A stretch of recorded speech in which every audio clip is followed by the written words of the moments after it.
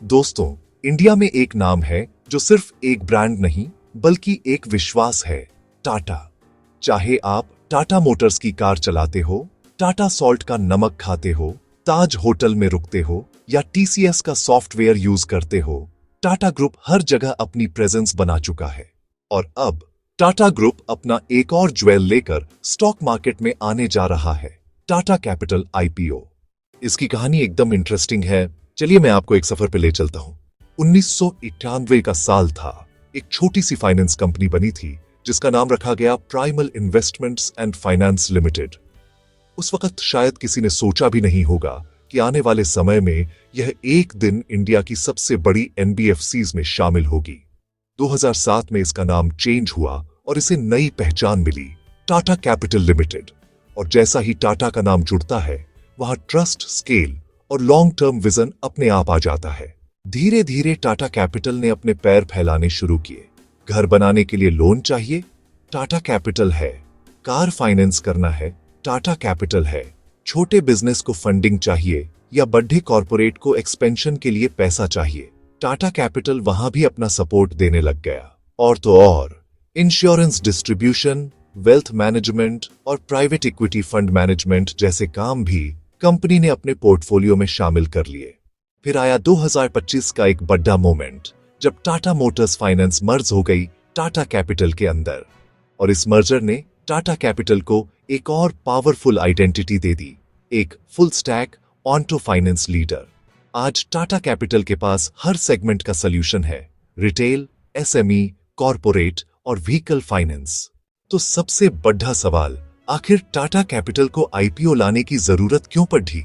क्या यह सिर्फ पैसा जुटाने का एक तरीका है? दोस्तों, कहानी इससे कहीं ज्यादा गहरी है। असल में यह आईपीओ लाना टाटा कैपिटल के लिए एक मजबूरी भी है और एक शानदार मौका भी। आरबीआई के नियमों के अनुसार टाटा कैपिटल को एक अपर लेयर एनबीएफसी के तौर पर क्लासिफाई किया गया है, जिसके लिए सितंबर 2025 तक स्टॉक मार्केट में लिस्ट होना अनिवार्य है। अब बात करते हैं इस आईपीओ के साइज और स्ट्रक्चर की।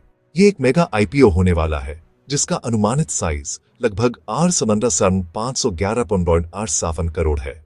इसे दो हिस्सों में बांटा गया है। पहला है फ्रेश इशू, जो करीब Rs करोड़ का होगा। फ्रेश इशू का मतलब है कि यह पैसा सीधा कंपनी के खजाने में जाएगा, जिससे वो अपने टियर आई कैपिटल बेस को मजबूत करेगी। आसान शब्दों में कहें तो ये कंपनी की आर्थिक नींव को और भी ठोस बनाएगा, जिससे वो भविष्य के किसी भी आर्थिक झटके को आसानी से झेल सके। एक मजबूत कैपिटल बेस का सीधा मतलब है कि कंपनी की लैंडिंग कैपेसिटी यानी लोन देने की क्षमता भी बढ़ेगी। आईपीओ का दूसरा हिस्सा है ऑफर फॉर सेल, ओएफएस, जो लगभग Rs करोड़ का है। ओएफएस में कंपनी के मौजूदा शेयर होल्डर्स जैसे कि प्रमोटर ग्रुप अपनी हिस्सेदारी बेचते हैं। इस पूरी प्रक्रिया से न सिर्फ कंपनी की फाइनेंशियल हेल्थ सुधरेगी, बल्कि उसकी क्रेडिट रेटिंग भी बेहतर होगी। बेहतर रेटिंग से कंपनी को भविष्य में कम ब्याज दरों पर फंड जुटाने में मदद मिलती है। और सबसे जरूरी, एक लिस्टेड कंपनी होने के नाते पारदर्शिता और कॉरपोरेट गवर्नेंस के ऊंचे स्टैंडर्ड्स अपनाने पड़ देते हैं, जिससे आम निवेशकों का भरोसा और भी मजबूत होता है।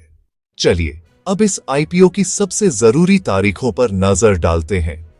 आईपीओ की बिडिंग विंडो 6 अक्टूबर से 8 अक्टूबर 2025 तक खुली रहेगी।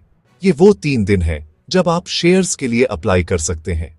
इसके बाद 9 अक्टूबर को शेयर्स का अलॉटमेंट फाइनल होगा, यानी ये तय होगा कि किसे कितने शेयर्स मिले। अगर आईपीओ ओवर सब्सक्राइब होता है तो रिटेल कैटेगरी में अलॉटमेंट लॉटरी सिस्टम से होता है। जिन इन्वेस्टर्स को शेयर्स नहीं मिलेंगे, उनके पैसे 10 अक्टूबर से वापस आने शुरू हो जाएंगे। और फिर वो बड़ा दिन 13 अक्टूबर 2025, जब टाटा कैपिटल के शेयर्स एनएसई और बीएसई पर लिस्ट होंगे और इनकी ट्रेडिंग शुरू हो जाएगी। ये पूरी प्रक्रिया सीबी के नए T+3 नियम के तहत तेजी से पूरी की जा रही है। अब बात करते हैं कीमत की। कंपनी ने आईपीओ का प्राइस बैंड Rs 310 से Rs 336 प्रति शेयर तय किया है। हमारी सलाह होगी कि आप एक रिटेल इन्वेस्टर के तौर पर हमेशा अपर प्राइस बैंड यानी Rs 326 पर कट ओएफ ऑप्शन चुनकर अप्लाई करें, ताकि आपके अलॉटमेंट के चांस बीआरएच जाएं। रिटेल इन्वेस्टर्स को कम से कम एक लॉट के लिए अप्लाई करना होगा, जिसमें 46 शेयर्स होंगे। अपर प्राइस बैंड के हिसाब से आपकी मिनिमम इन्वेस्टमेंट होगी RS 996। आप इसके मल्टीपल में भी अप्लाई कर सकते हैं, लेकिन आपकी टोटल एप्लीकेशन वैल्यू 2 लाख रुपए से कम होनी चाहिए। जो इन्वेस्टर्स 2 लाख रुपए से ज्यादा की एप्लीकेशन लगाते हैं वे NII यानी नॉन इंस्टीट्यूशनल इन्वेस्टर्स की कैटेगरी में आते हैं। IPO का स्केल इतना बढ़ा है कि लीड मैनेजर्स भी प्योर टॉप नॉच हैं। Kotak, axis, ICICI securities, HDFC bank, SBI capital, JP Morgan, HSBC जैसे बड़े बड़े नाम इस IPO को मैनेज कर रहे हैं। रजिस्ट्रार है MUFG in time India PVT LTD। अब थोड़ा जूम आउट करके पूरे इंडस्ट्री की पिक्चर समझते हैं। दोस्तों, NBFC सेक्टर इंडिया का एक साइलेंट ग्रोथ इंजन है जो देश के कोने कोने तक क्रेडिट पहुंचा रहा है। ये वो कंपनियां हैं जो वहां पहुंचती हैं जहां शायद ट्रेडिशनल बैंक नहीं पहुंच पाते और देश की इकोनॉमिक ग्रोथ को फ्यूल करती है। सोचिए, छोटे शहरों में एक व्यापारी को अपना स्टॉक बढ़ाने के लिए लोन चाहिए या एक किसान को ट्रैक्टर खरीदने के लिए फाइनेंस, यहीं NBFCs काम आते हैं। अगर हम 2000 के दशक की शुरुआत में देखें तो इस सेक्टर का कुल AUM यानी एसेट्स अंडर मैनेजमेंट सिर्फ RS 2 ट्रिलियन था। उस समय ये एक छोटा सा सेक्टर माना जाता था, लेकिन पिछले 2 दशकों में तस्वीर पूरी तरह बदल गई है। 2025 तक यह नंबर 24 गुना बढ़कर RS 48 ट्रिलियन तक पहुंच गया है। यह जबरदस्त उछाल हमें साफ साफ दिखाता है कि इंडिया में क्रेडिट की भूख कितनी तेजी से बढ़ रही है। जैसे जैसे देश की इकोनॉमी बढ़ी, लोगों की एस्पिरेशंस भी बढ़ी।